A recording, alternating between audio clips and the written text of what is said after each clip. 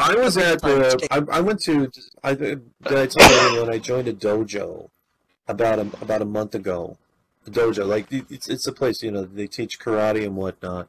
And most recently, I mastered the art of picking things up off the floor, which is a big deal for me because before I was in the worst shape of my life when I started going to this place. I was in terrible shape. And the reason why is because I don't like the local gym.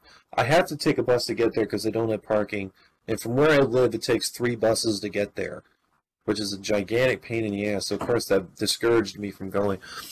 So, before I started to go, like, whenever I dropped something onto the floor, I was kind of saying goodbye to it.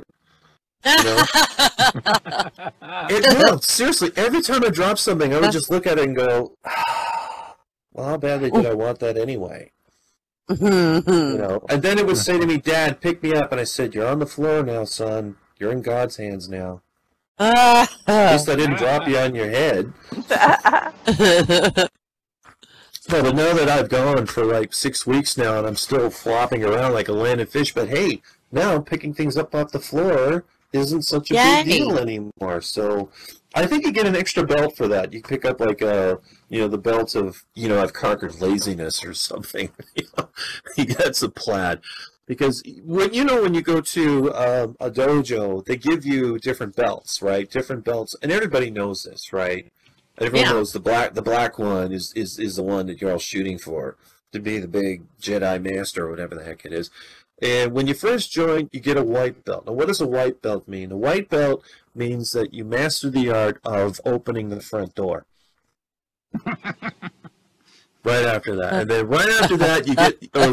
Okay, I'm looking at the list right now. Right after that, you get the orange belt. Now, for me, orange belt means that I've mastered the art of picking things up off the floor without being a big, whiny little bitch about it. Let me pick this up now. So orange belt that's what you get when you're through with the stretching exercises where you can actually reach your own toes. I just accomplished that recently. Now, right after the orange belt is the green belt. Now, what's a green belt mean? A green belt means that you're good enough to be the blue belt's punching bag. That's how good you are. And pretty much every belt after that just means that you're good enough to be the one up from that to be their punching bag. So when you're the blue belt, congratulations. You get to kick green belt's ass, but you still get your ass kicked by the purple belt. And the purple belt is you've either mastered all basic kicks and punches, or you're the master of fashion, because it's purple. Purple's very fashionable. And then there's the red belt after purple. That's 2 degrees below a black belt. A strategically chosen color, as you are good enough to train in black belt techniques by people who are just starting to learn how to jump kick one level before the black belt. You're good enough to have some serious shit done to you by a black belt, is what that means. Because that's when you start training with black belt people. And then when you get to black belt, that means you've mastered all the basics. Now, there's one practical joke I would love to pull on someone if you could pull this off, and that is sign somebody up for like karate training, but don't tell them what a black belt actually means. Just let them spend years and years and years of training. Then finally, yes, I'm a black belt. I'm now a master of karate. No, that's not what that means. It means you're now ready to start martial arts training. If you want to know strategy, that's what comes afterwards. That's literally everything from white belt to black belt is learning all the moves. Everything after that is actual martial arts. That actually did happen, though. Wasn't it Mario World? Like, they never told anyone it was a 2-parter until after they sold it? Does anyone remember that? It was the very first game that they had on the new console, way back in then. It was I forget which console it was, right? And then people reached the end of it, and it's like, and then the game just ends. And you're going, where the hell's the princess? Oh, that's part 2. That doesn't come out until next year. And everyone's like, what? Another $80. All right. Let's see. I've got some jokes for you now. A father put his 3-year-old daughter to bed, told her a story, and listened to her prayers, which ended by saying, "God bless Mommy, God bless Daddy, God bless Grandpa, and goodbye, Grandpa." And father asked, "Why did you say goodbye, Grandpa?" And the little girl said, "I don't know, Daddy, just seemed like the thing to do." The next day, Grandpa died. The father thinks, that's a strange coincidence. A few months later, the little girl's gone to bed and says her prayers, "God bless Mommy, God bless Daddy, and goodbye, Grandma." Next day, the grandmother died. Right? And the father's thinking, holy crap, this kid's like in contact with the other side or something. I've got some sort of prophet here.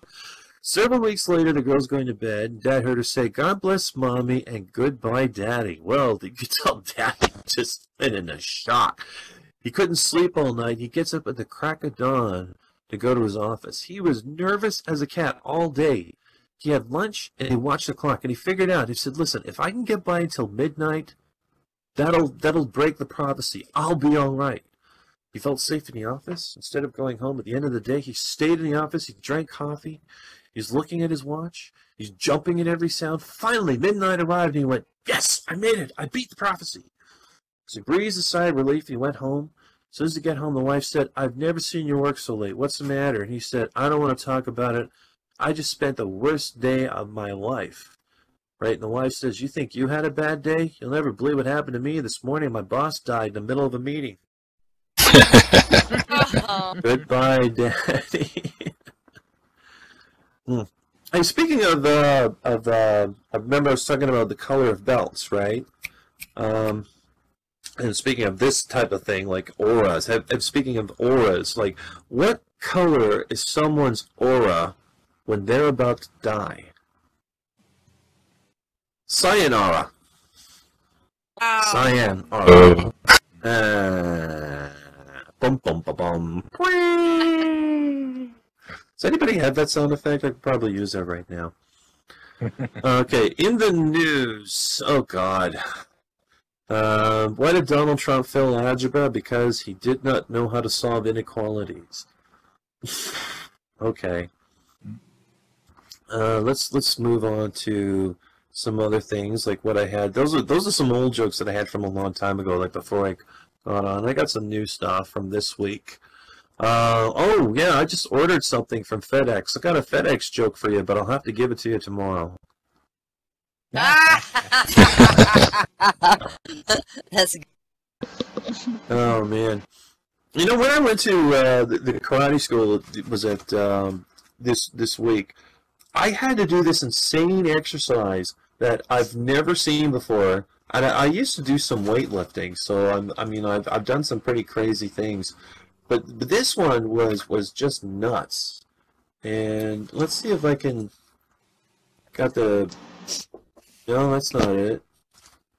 Where is it? Could have sworn I had it. Sec, let me look it up in my inventory.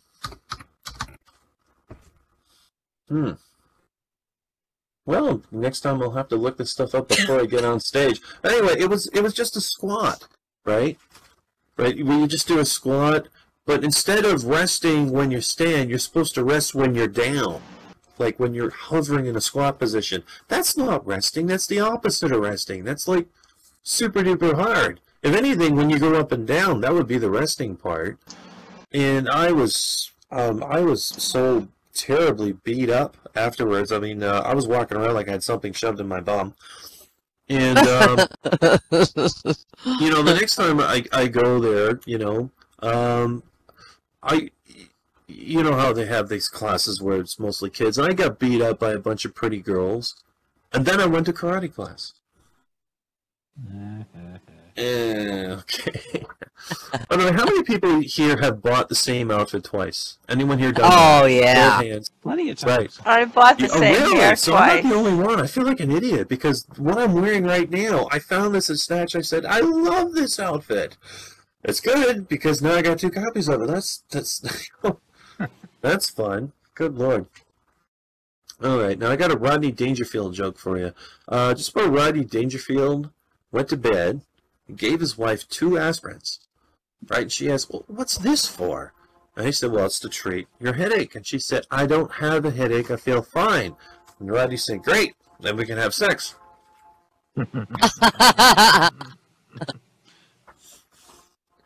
Okay, and I got something from the news. I read this article about President Obama commenting on Americans should have had the security paid for. Oh, right. I totally misread this headline. I swear to God. He was commenting on having paid sick leave, right? But get a load of the title of the article. It says President Obama on paid sick leave. And I'm going, Jesus Christ. That's pretty serious. You know, but that's a real headline. I actually read that. Goddamn Twitter. I mean, one of these days, 140 characters is going to start a war. You know, that could be one of them. Okay, now two men. Let me tell you a joke about two men in a bar. They're getting drunk. Suddenly, one of them threw up all over himself. Bleh, right? He says, "Oh no, my wife will kill me." His friend says, don't worry about it. Look, I'll tell you what to do. Just tuck a $20 bill in your breast pocket and tell your wife that someone threw up on you and they gave you $20 for a dry cleaning bill. I mean, how's she supposed to know it's your own money? She's not going to know. So they stay for another couple hours and they get even more drunk.